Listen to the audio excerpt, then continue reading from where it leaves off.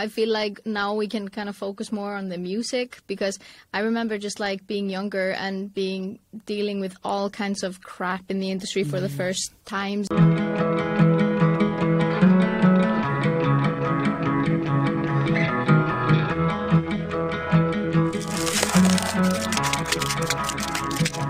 Hi everyone, it's Jules, and on this very exciting episode of All Things Iceland, I am so pleased and honored to have these two awesome artists, Icelandic artists, who are going to be sharing about their collaboration as a group and then as individuals. And so I'm just going to do a short introduction of both, because you're definitely going to learn more about them. And of course, check them out. I will have their Spotify lists, their albums and everything in the description box of this episode. So definitely go and listen to their music, which I feel like you've probably already heard them, but you just maybe didn't realize you were hearing such amazing people. So first we'll start off with Ragna, who is an Icelandic rapper, songwriter, and sound designer. And I really want to get into the whole rap scene in Iceland, because I feel like that is something that most people are not fully aware of, and you've been in the game for a minute. So I think that'd be really cool to kind of give more of insight there. And Hildur, who is a singer, songwriter, and producer, who is also helping to transform the landscape for people who are singers and songwriters. That kind of like duality in the Icelandic music industry, which maybe not everybody is tapping into or knowing how to do that. So before I get into the questions, though, I also just want to remind people that Live from Reykjavik is coming up this Saturday, November 6th, and Red Riot, who are the two people who make up that group, are going to be performing live. And what's awesome is that this is a hybrid event. And so, of course, there are venues. So it's going to be taking place at 4 iconic venues in downtown Reykjavik. But for those who can't make it, there's a live streaming link. And I have a little special discount for my listeners and followers. So definitely make sure to use that link in the description box in order to get a discount so that you can enjoy a concert in your living room this Saturday.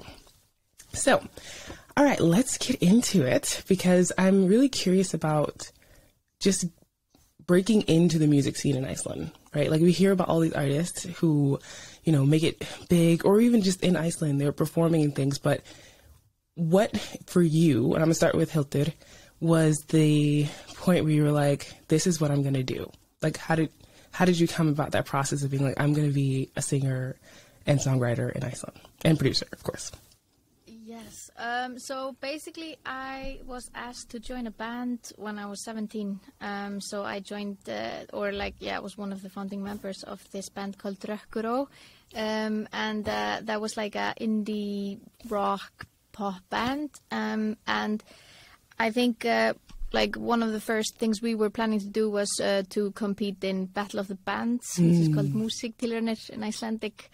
And that's like a great platform to start, because it's basically you are admitting that you are starting out and you are just like seeing how it works and everything. So that was basically when I kind of started. I had been playing the cello since I was a kid, but that was classical. But I always wanted to do something I wanted to be a musician. So I was really kind of happy and lucky when the guys asked me if I wanted to join the band. And it was funny because at the time when we participated, everyone thought we would win it because we had 2 girls. And at that time, there weren't that many girls in bands. And then I was playing the cello, and Ingibjörg, the other girl, was playing accordion. So we were really kind of out there, and 2 girls and everything. And I remember being yeah, okay, that's cool. Okay, everybody's saying that we will win. That's a great start. Okay, we'll just win the Battle of the Bands, and then everything goes great. And then we played, and we didn't even get to the finals. Oh, no. And I thought that my music career was over. No. So I was done before it began. Yeah, so I was this one gig was great. I guess this is not for me then. Oh, no. But happily enough, the rest of the band, we all agreed to kind of keep going, and we got the record deal only, I think, half a year later. So it was a story where, we didn't start off as good as we wanted, but, I've just been in the industry since then. So it's been, I've been in a lot of different projects, but this is how it started. Amazing. Nice. Thanks for sharing that. That is super fascinating. And maybe in a way that was a good like thing for you to learn that you know what I mean? Like it's coming out of the gate, maybe some crazy expectations, and then it would have been harder later on. I don't know. But it sounds it's a pretty cool story though to be like, oh, we're gonna win it, and it's like, oh, like, but we're still gonna go for the music career thing. Okay, all right, Mm-hmm. All right. And Ragna, how about you in terms of busting into the Icelandic rap scene? How was that? I think mine was like quite the opposite of Hildur's. We like came straight out the gate, like me and the first Icelandic rap group, Subterranean, from way back. And like when we came out, like we released our first album, it was, in my opinion, like an instant success. Like we were playing everywhere because we were like the first Icelandic rap band, so we were pretty unique at that time, and we had great success. And it was like a bunch of teenagers like doing their own thing, having fun. And fast forward like 20 years later or something like that, I'm starting my solo career, and it's not just about having fun, and it's like really like. There are so many bands out there now, and anybody can make music right now, and the scenery has changed just so much. We have so many do-it-yourself musicians and so on, and so like, back in the day, it wasn't like that at all. So for me, like personally, it was harder to break into music industry like as a solo artist rather than like being a member of one of the first. Not one, the first rap band in Iceland. So me and Hildur, like, we started music way back, like clearly in separate bands. But it's quite young though as well, which is interesting. Right. Both teenagers. They're 17. Mm-hmm. So and I think that's like and I think it's actually helped us a lot in like this project we're doing now, that we've kind of like seen it all and done it all in a way. So we are now just focusing on what we absolutely love, and doing stuff that like we're not thinking too much about like everything in between, because we've learned so much on the way how the industry is and so on. So I feel like now we can kind of focus more on the music, because I remember just like being younger and dealing with all kinds of crap in the industry for the first times, and it was, you learn so much from it, and it's like so good to work with someone else that has experienced it as well. So we kind of know what works, and not as afraid of making failures, because we know it's like that's a part of the game, Yeah, exactly. And you'd mentioned even, Ragna, about like the changing landscape and how there's all these like DIYers kind of. So it's interesting how access, like needing to get into a studio or whatever else, and now people are like in their basements, like making beats and maybe going viral on TikTok or something. Like it's so interesting. Yeah. And it's also fascinating that you're both young and you're veterans in the game too, right? And that's it's like back in the day, but it's true, because like that's just how your story has gone. As women in the industry, I'm super curious about navigating that part. And, because a lot of the time we hear about imagery and everything in terms of how to build up your image. Most of the time it's like being sexy or whatever. And in Iceland, I'm just kind of curious about, was that something that you felt, especially when you were younger, needing to fit into some specific image or whatever else as a female? Or did you feel like you had more freedom to just be expressive of how you want to showcase yourself? I feel like I've always been very free to do what I want. I think in general, Iceland is quite, has always been quite open with that.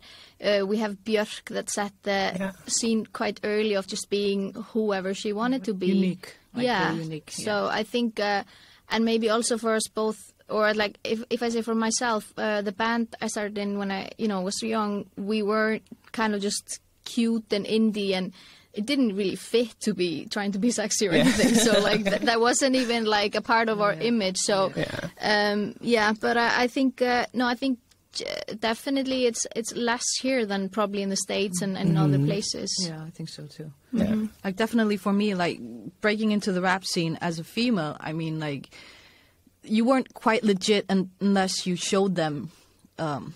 You dropped some knowledge of hip-hop, at least. So you weren't, like, even... It was all about, back in the day, being authentic and real and stuff like that. So, like, it was just about being with the guys, like, one of the guys, let's say. And with that being said, it's just like dropping knowledge and being knowledgeable about the hip hop culture. So like being sexy and all of that wasn't a part of like the Icelandic scenery, just knowing like what you were listening to and where it came from and stuff like that. Yeah. And the lyrics and Yes. I think that's very refreshing for a lot of people, because a lot of people from like my audience are from the US, and so we have like these, you know, artists who often you hear about how they were pressured to be a certain way, and so it's really great that you get to be expressively yourself and just kind of figure out that image and evolve it over time. So that's really cool. Yeah. And I think also one part of it is that Iceland has never had a big music industry. So there have never kind of been like the big labels here. So I think if anyone has had these experiences, it's probably Icelandic artists that have been signed outside of Iceland, because the labels here were all quite small and DIY. So they weren't the ones that were like kind of trying to make your image, but that's the story we hear from abroad. So I think that is also something that I've always thought makes the Icelandic music scene quite unique, is that the DIY aspect is so big in us, because we're not trying to get signed with some big label here, because there aren't really any labels. So a lot of us start by just doing the thing we want to do the most and not trying to figure out if it's like something that's going to get us signed or get us a big deal or something like that. Like when you mentioned authentic, it's just who you are. Yeah, it's really cool. Okay. And speaking of artists, and Ragna, you talked about like knowing about rap culture and everything else. Like, were there specific artists that inspired you, or rappers who you were like, yes, that's I really feel it when they are rapping or when they're, you know, putting out new music? Right. Like every time I mention them, I go home and hit myself against the wall, because like I keep on forgetting like 10 names. So I'm like, just like I blurt out some of them. I'm like, damn it, why didn't I remember those other ones? But you know, it was the classical. It was like De La Soul and Common and Biggie and there's a lot of stuff. Like definitely, Mos Def, Black Star, all of that. You know, a lot. I definitely am not remembering half of them. But, you know, just like that New York-ish type of vibe, West Coast. Yeah, I think East Coast. Both. Like, we didn't know in Iceland. We were just, like, listening to rap. So, a lot of the 90s stuff, basically, was, definitely. Like, my home. Iconic. Yeah. For sure. And, like, I mean, I'm from New York, so, like, you know, from Bushwick. So Biggie grew up in Bed-Stuy. So, like, growing up with that, too, it is one of those things where, like, you have... I mean, I was never in this East Coast, West Coast, because it's like, I'm not in, exactly. like in a gang, I don't care. But still, it's fascinating to see it play out until, of course, people get killed, then it's sad. Yes. But how about you, Hildur, in terms of artists? Were there any, even Icelandic or abroad, who inspired you? I've always said that Beth Gibbons and Portishead have been one of my biggest icons, and I think she shaped a lot of like me finding my voice. She has like this very fragile tone with a lot of emotions, and that's something that I've always related to a lot. Björk as well. I've always like really looked up to her, because I just love how confident and creative she is, and she always goes her own way, and like her vocals are not always perfect in the way that we like talk about perfect vocals in pop and stuff, but they're so unique. So I think those two have definitely been big influences. But then again, I always also just like listen to a lot of like different music. So for example, like Kanye West has been like a huge influence as well, just with his like originality and everything. So I think it's just, you know, important to draw things from different, you know, artists and styles to kind of like inspire you. Yeah, absolutely. And those who are songwriters too, right? Because you have this mix of people like Kanye, for instance, who writes a lot and then performs, and then it doesn't always work out for everybody who's a singer and a songwriter. So that's kind of interesting, to kind of like dissect what he's doing or what others are doing in order to kind of find your way and what matches with you. And kind of speaking of that, because the both of you do this, is that all along something that you wanted, or was it just like as a person who is performing and, I mean, obviously writing your own music, were you just like, yeah, maybe I should also really make this a part of my career, which is being a songwriter? I think, like, I've kind of never been in music without writing it, you know. It's like when I started the band, I was writing the music from the start. So that's always been a huge part for me. And when I've done gigs where I'm only performing like something that someone else does, I always feel like that's just half of it. So for me, that it's like just something you can't, or like, my music is something that I want to be involved with all along. But then, as a songwriter, I started, I think 4 years ago, writing songs for others, which was like a completely new world for me. And that's not very known in Iceland. People are not really, like, that scene hasn't really opened up here yet. So that has been really interesting to just like travel, all around and been doing sessions with musicians from, everywhere. And that has like also taught me a lot about like, writing and just like getting ideas from other people, see how they work and so on. Yeah, being very collaborative, I'm sure. It must be super interesting. Yeah. And it is, Yeah, sorry, go ahead. No, sorry. No, I was just going to say, it's kind of like going to a blind date every time you go to a session. You're just like working with people you've never seen. You don't know anything about them. And it's like, yes, you're put in a room and you should write a song. So that's like always how I describe it. And are you sometimes ever writing songs with a person in mind? Meaning like, I'm going to take a random person like Muki-san, right? And be like, oh my God, for some reason, I feel like this would resonate with him, right? And does that ever happen for you? Yeah, it happens a lot. But a lot of the times when I'm in these writing sessions, there is an artist in the session. So we're writing specifically for that artist. Yeah. But I think often, like, when I get ideas that come to me, it's like, it has been annoying that sometimes I feel like they don't fit me, but they come to me, So I'm like, I must do this song, but then it doesn't fit my style. So I need to find someone else to, perform it. So that can happen. That's a pretty nice, annoying habit to have, though. Yeah. You're like, well, I guess I can just help someone else in their career. How about you, Ragna, in terms of songwriting? Is it similar, like, in terms of, are you doing something similar to Hildur, or is it a different process for you?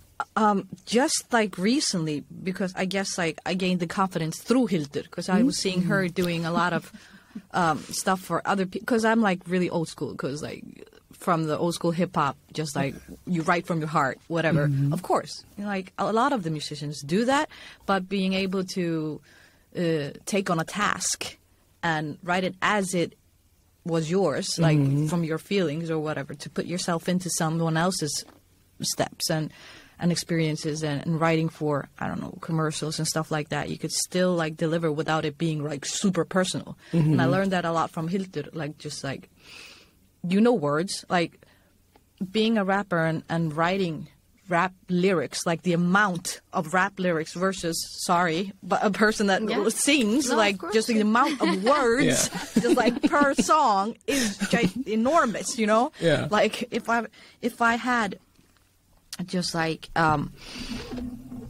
even written down each and every time I've written a song or whatever, I'd had like stacks of stacks. So like I draw from experience. I'm thankful. And so like just through Hildur, I gained the confidence of just like, just do it. Go out there and just try it. If you don't like it, then it doesn't go any further than that. And basically what's the worst thing that can happen? Just like it doesn't go any further. And the best thing, you realize that like you're capable of more than you thought you could, Yeah, absolutely. I think it's a great message just for anybody, right? To just be like, there's fear, and just push through that fear. Like, you're going to have the fear regardless, right? Yeah. Regardless. Yeah. Especially when you're working for someone else, and you're always used to writing from your own experience and drawing from your own experiences and your heart or whatever. Like, it's a challenge, and like, if you feel you can do it, then like, go for it. Yeah, nice. Yeah. I'm glad they're both going for it. Yeah. Yeah. That's awesome. And trailblazing at the same time, because like you said, Hildur, this is not a thing that is as developed in Iceland. And you're both kind of helping with that in your different genres, which again, is really great. So, okay. Yeah, yeah. And you'd mentioned that throughout time being in the industry, you've, overcome different things, like challenges. And I'm just curious about if you can share what some of those challenges have been. Like Ragna, you mentioned a little bit about like going from being in this group that was successful to then breaking in as a solo artist. But what are some of the things you've been navigating specifically in Iceland that you found have been challenging for you? Well, we have one big thing in common. We're female. Yeah. And that's like, even though Iceland is considered one of the best countries to live in regards to, sexism or like, non-sexism, I think it's still like a huge deal in the music industry.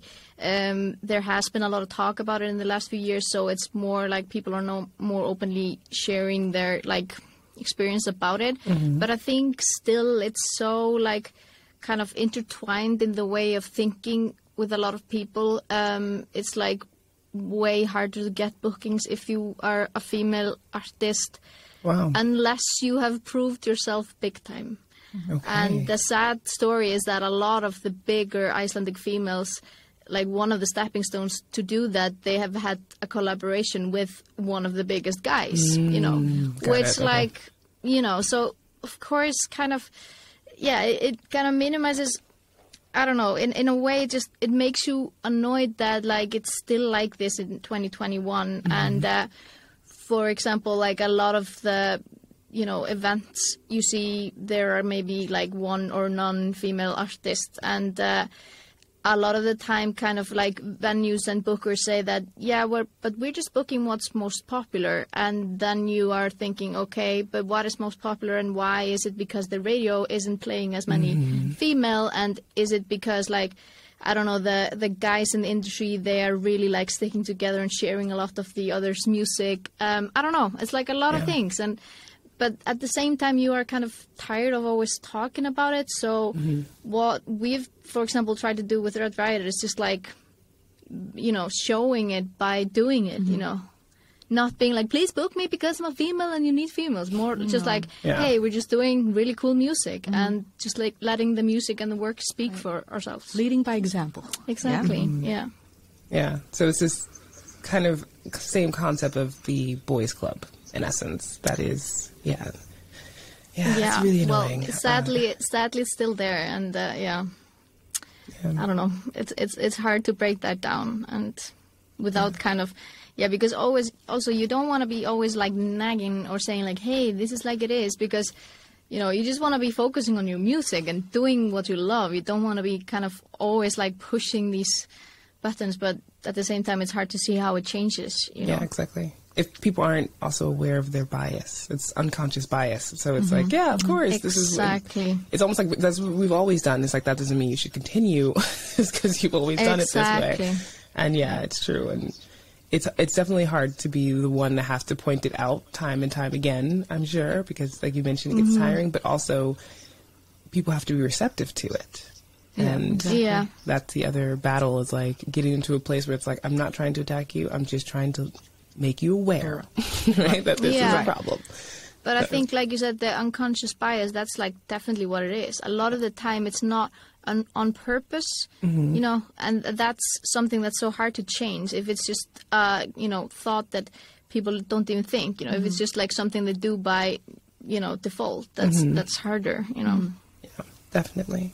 Okay, and for young artists, because we're going to go into Red Riot in a minute, but I'm just curious, for those who are coming up and they're looking at people like yourself who are doing awesome work and putting out really cool music, what advice do you have for them in this industry, and specifically in Iceland? Because obviously that's where you have the most experience. You want to start? Well, I don't know. What advice for young people? I don't know. I think like you really... I say to everyone, like, just really got to believe in that passion you have for what you're doing to begin with. Because, like, in the long haul, what else is left at the end of the day than, like, the passion and the need to create from within? Like, it will, it won't go anywhere if you're not doing it for your own personal specific reasons that it will give you something like... an outlet for your creativity. So just like, whatever, get a day job or whatever, just like keep going. Because like, I feel like it's a cliche, but there's nothing like music. There's nothing like music, and there's nothing that'll give you the same as music and will be as difficult as freaking music, It's both. You wouldn't be in this for so long if it weren't like give and take and ups and downs and all of that, but just like keep fucking doing it. Just keep doing it. If you believe in what you're creating, just do it. Get a day job. Keep on doing it. And just like, I want to believe that it will pay off. Personally, at some levels, maybe not financially, but, on a personal level, it will pay off. Yeah, definitely. Yeah. If you want to do this for the money, then you should just work in a bank or something. But, no, yeah, I agree definitely. But I think also what is really important is just be uniquely you, and not try to not try to chase like what is popular or what is like trending, because that's not as original as just you bringing out yourself. And also I want to say like to especially with young artists that are starting in the game, because I've been teaching a lot as well, like in teaching young artists, and what is so sad for me is that so many of the young artists, they're so focused on numbers and like streams, numbers, likes, everything like that. Yeah. And that is just so hard to deal with. And if you're starting out and you're just like, oh, this song didn't get this many streams, that means that I'm not good enough. Like we had the luxury of like when we first released stuff, it was on CD. And you had no idea how many times people played the songs. They could have played it like 50 times a day and you didn't know, or they could have just thrown the CD in the trash after buying it. Right. So you weren't constantly aware of like every kind of play and share and everything. And I think this can be really like dangerous for your kind of creativity and just like your self-worth if you're constantly like constant comparison. Your own creativity, Yeah, and like, so in a way, I wish that Spotify would just like drop the numbers, or YouTube or anything, because like, in a way, it's just weird. Like, you go to an artist's page and most of the time you click the song that has the most plays, but maybe that's not the best song or the song that you like. So I think that is something that it's hard, but just try to like focus on what you love and not focus on the likes and the clout and everything like that. Definitely. And also even just this wanting to go viral thing, that's also very dangerous. A lot of people chasing that of like mega numbers because then they feel somehow it's validation. But I think there's these interesting stories about people who've gone viral and how it's like ruined their life because it's just like sometimes you're just not ready for it, especially if you're really new and something happens. It could be like you go viral for a positive thing or something really negative, right? You just never know.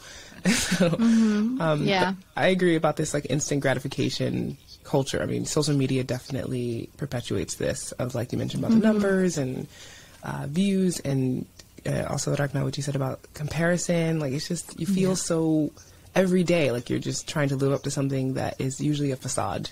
Like people, it's only a portion of people's life. It's not the whole story, or it's not the whole whatever's happening in the background. So I hope people take that advice.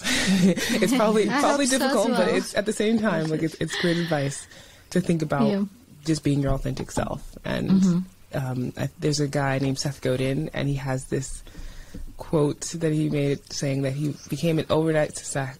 People think that he became an overnight success, but it took him 21 years or something like that. Right? It's just like to become that. It's like, okay. Right. All of us are chasing this thing that, and honestly, it just doesn't happen usually that way. Okay, so Red Riot, which is the two of you with red-ish hair today. On theme, for sure. And what was the like reasoning behind, or like what made the two of you go like, we need to form this band and be together and make music and collaborate? Well, the way me and Hildur met was like I needed a singer, and then I just looked her up on the internet, and I was just like, you can find a bunch of good singers, but like who is matching with you? Who matches like your brand? So I felt like Hildur matched me, and I just like called her, and she's like, yeah, sure, let's check it out, But then like we got along so well, and she started singing with me as Cell 7 for what, a couple of years. Yeah. And then COVID came. Yeah. And then... we always had talked about the idea that we should one time kind of like create something together because... I had been performing with Ragna, but with her music. And then we were always like, because we both have been producing for a long time and writing, but like we didn't, we had never done it together. And then COVID came and all of a sudden we had the time. And also we were both just like kind of excited to try out something new and try kind of focusing on making the whole thing ourselves. Because in our solo projects we have been kind of co-producing or working with producers, which like sometimes complicates that because then you kind of have to be dependent on someone else. But we wanted to just try to make it all ourselves and just like from scratch, like every song, produce it and write it and perform it. So we just met up to see what would happen. And we didn't have a plan of what kind of music either we were going to do. I think what happened is like we had both built up such a need to go out and dance, just like to go out and just have fun and dance, and that was the mutual touching point for our music, just like banging dance music, having fun, I guess. Yeah, because this was at the time where everything was closed. Everything was shut down. So we were like, damn, we need to make that kind of music that we want to get. The outlet that we need. And I just missed having like bass hitting my chest, so like we were kind of just doing stuff like that, without even talking about it. Right. And like our first few demos were just like really like intense dance music, something. And then we were like, hey, that's actually really cool. Why shouldn't we just do that? And sometimes I think it's so beautiful when you don't plan things too much. Right. You just see what happens. And I think our whole process has been like that. Like some of the songs, they just, I don't know, we don't really talk about what kind of song we're going to make. We just start and do something, So I think we complement each other so well because I come from a very beat-driven environment, like being like a rapper. And Hildur comes from a very melodic environment. So, like, us together is just like, yeah. And then, yay. Yeah, and it's also funny because, like, I'm so used to, like, doing kind of dramatic melodies. And Ragna is like, not. And she's always like, how do you manage to do everything dramatic? And like, so I'm also, like, trying to, I don't know, you learn so much from each other because Ragna is more about just like having fun or like doing music you can dance to, and I love mixing it. At the same time, Hildur's like, you changed the chords, didn't you? I'm like, what chords? I do what now? And she's just like, you just do anything, right? Yeah, I do. So it's like keeping things under control both ways. Yeah, I think it's just so great that we have such different background and that just works really well. So we're not kind of focusing on the exactly same things when we're writing, which makes like a really dynamic combo, Yeah, that's really cool. Nice. I love your also the way that you are together. You can tell that you're good friends and that you are really just having a great time. It's really sweet to hear you talk about your collaborations. And when it comes to performing, because COVID, blah, and just putting a damper on, like you mentioned, like being able to go out and dance or have a good time, and which has actually inspired you to make music. But through this time, like how have you adapted or shifted, whether it's in your solo career or in like as Red Riot, in order to kind of deal with the fact that, well, there's more performances now in Iceland. I mean, but in terms of just in general, it's a lot less than it has been in the past. So what has been a shift for you in order to like reach your audience or just have an outlet? For me, like it was kind of interesting because with my solo career, I had already planned to do like a concert break because I was working on a new album. So I wasn't planning on doing anything, but I wasn't planning that period to extend and be this long. Right. So I haven't really been performing at all with my solo stuff, which means that I've just had so much more time to make music. So I've never made as much music as during COVID, both with Red Riot and me and other projects. So like for me, it hasn't been a sad time because I know a lot of musicians have had a hard time like not feeling inspired, but somehow kind of it worked differently with me. But I still really miss performing. That's like That's the thing that, and also I think with for a long time when we were writing the first Red Riot songs, we were always just like, we were always saying like, oh my god, I can't wait to play this live, because this is kind of music that should be played live. Yes, you know. definitely. So that was like a little bit hard. That when we were releasing our first single, it was quite funny. Like the day after we premiered the video, there came like huge lockdown. So we like premiered the video and had a party, and we had to be gone at midnight home because then the huge lockdown started. So we were like, this would have been a perfect time to do a great gig and stuff. And but it was like, so I think that's the only thing is that, we have yet to like see our full potential when it comes to basically our live gigs, our live shows. But you've been playing a little bit more than me, though. Well, like the last year was all mapped out for So 7, just like going abroad each and every month, like a couple of times even. And, you know, it was new for me to have such a lockdown like year with trips abroad. So I didn't go anywhere. I went somewhere and a small tour in January and February, but then just like locked down, and I released an album the year before.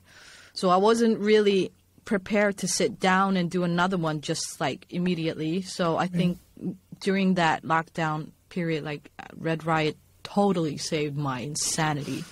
Totally. So I got to focus on that and the outlet that came with it. You know, it was just great. I had something to latch on to. And you also were inspired by Iceland's campaign about turning sweatpants into sneakers, which was hilarious. And so that was fun. How was that for you in terms of being a part of this global campaign to market Iceland? It's funny because I've never worked with so many cooks in the kitchen. So many cooks, like across countries. And everybody has like certain ideas of what they want to say and what they want to convey in the lyrics. And you're like, wait, I'm not just showing up and doing my best and just like, that's it, print, final, done. No, there's a guy over there who wants you to say something about sheeps. There's a guy over there who wants something about Aurora Borealis. And you're like, you don't say that in words. Like, it doesn't, in print, like, yes, but not in lyrics. Not going to rap this. You don't understand. So, like, there was, like, we went through, like, friggin' 12 versions, and by the time we were shooting the commercial, I was like, which version is this? And they're like, you don't know your lyrics? Do you know how many versions we did of the song? I do not know what my name is, like, by this time. So, like, it was crazy. It was so funny to be on the sideline as well, because Ragna was always calling me up like, oh my god, do you know what they want me to say now? They want me to say this word and stuff, and I was like, oh, that's because, like, it's weird having people from the ad industry or like that. Yes, you know, definitely. It's a whole nother ballgame. They're not lyricists, and they're like, this word will sell, and you're like, that doesn't fit into music, but okay. No. And like all the time you're trying to like be true to yourself and as an artist, because they're also the ones that bought this brand. So they need to know also where my limits are when it comes to like making me say stuff. I'm like, no, I won't go there. Right. These are my borders and lines. I will not go there. So like at the same time, it was super fun and I learned a lot. But you know, it's not nice having too many people like from two different worlds trying to make something.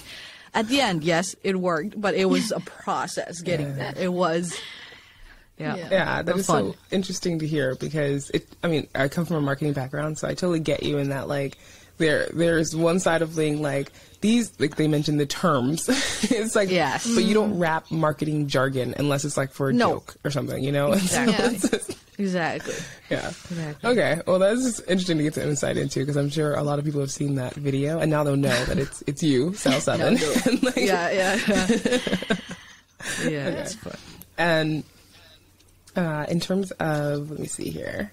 So we've talked about COVID, and we have at least a performance coming up on Saturday, so that's something to look forward to, and I'm really excited about that as well. And I'm just curious about for the both of you going forward. I mean, we don't know what's going to happen, obviously, with if people will be able to travel more for performances and whatever else, or even the landscape will just change to these hybrid events, maybe of like in person and live streaming. But I would love to hear if you can share what each of you is doing individually that people can look forward to, or as Red Riot? Yeah, well, I am, as I said, working on my first full-length solo album, and that is going to be out next year. And Red Riot is also working on a full-length album. Nice. Definitely. Yeah. So that's also something people can look forward to. And then I've been producing more and more new Icelandic artists. So there are at least 2 EPs that I've produced coming out next year that I'm really excited about. So for people that love Icelandic music, there's a lot of cool stuff coming. Mm-hmm. Yeah. Awesome. Yeah. I'm also doing my solo album. I think it won't be due until like later next year, but also like going super fast, faster than I anticipated. Just like a new collaboration with a producer that like I'm really getting along with. So I'm very excited about that. Usually like it has been a process, this producer chasing thing. Has been, finding the right. not only the right one, but a one that will show up. One that will just like deliver or actually physically deliver, yes, and not just like meet you after 8 weeks and be like, so where were we last time? I'm like, oh wow, yeah. So that has been a huge problem in my creating process. Just like. So funny to find like finally a producer that actually does the work in between sessions, and you're like, wow, this is going really fast. I like it, But like that was so much fun with me and Hildur because we've been through that separately, and then like when we're together, it's like we get things done. Yeah, and definitely. We're both impatient, so we're like we just do shit. Yeah, and that's actually one of the reasons as well that we started Red Riot was we were talking about a producer we had both been working with, and we were like, has he sent you the files? No, I haven't heard from him. And we were like, why are we always chasing these, effing producers that don't deliver, and we can just do it ourselves. So that's kind of funny how that kind of sparked into this project as well, Yeah, definitely. And it must be kind of hard too when you have like a smaller pool of producers to choose from if you're deciding to use a producer. Definitely. So there's like, next on the list, and it's like I hope I don't get to the end of the list and all of them are the same. Oh yeah, well, yep. Yeah, exactly. Well, I'm glad that you found a person who's working out well for you. And to end this off, though, I usually ask what people's favorite Icelandic word or phrase is. And I know in the beginning, Hildur, before we started recording, that you mentioned that you did have one. So I'm going to start with you in case Ragna needs a little more time.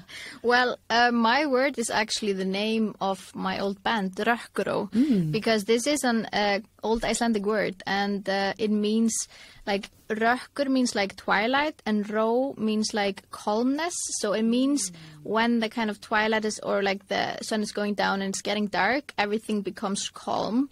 And I've always loved this word because it's just a beautiful word. And then we named the band that, unaware that we would play a lot outside of Iceland and nobody could pronounce it. It's like it's the hardest word ever. It has like 2 K's, 2 R's, like a O with 2 dots. And it's like a lot of people think that is like some word game on rock and roll, and it's like the total opposite. No. We're like, no, it has a meaning. It's like a really cool word. So yeah, but I think it's a beautiful word, Rökkuró, and it's like a challenge to, if you want to try to roll your R's, like that's a good word to practice with. Yeah, that's really cool. And it's funny that it's really calm.